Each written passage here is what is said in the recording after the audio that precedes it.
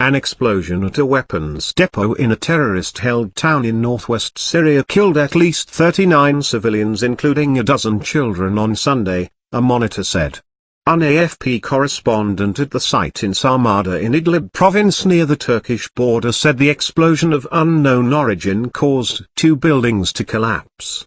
Rescue workers used a bulldozer to remove rubble and extract trapped people, the correspondent said. Rami Abdelrahman, head of the Syrian Observatory for Human Rights Monitor, said a previous toll of 12 civilians killed increased after more bodies were retrieved from the rubble.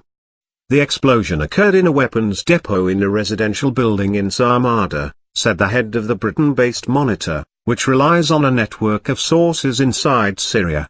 But the cause of the blast was not yet clear, Abdelrahman added. He said most of those killed were family members of fighters from Hayat Tahrir al-Sham, an alliance led by terrorists from Syria's former al-Qaeda affiliate, who had been displaced to the area from the central province of Homs. A rescue worker carried the motionless body of a small child from the wreckage to an ambulance, the AFP correspondent said. Behind mounds of rubble, the facade of a building was scorched black, due to a fire after the blast. A civil defense source told AFP that women and children were among the dead.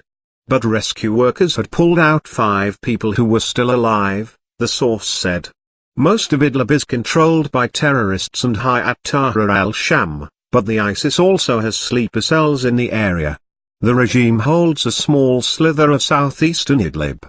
In recent months, a series of explosions and assassinations, mainly targeting terrorists, have rocked the province. While some attacks have been claimed by ISIS, most are the result of infighting since last year between other groups. In recent days, regime forces have ramped up their deadly bombardment of southern Idlib and sent reinforcements to nearby areas they control.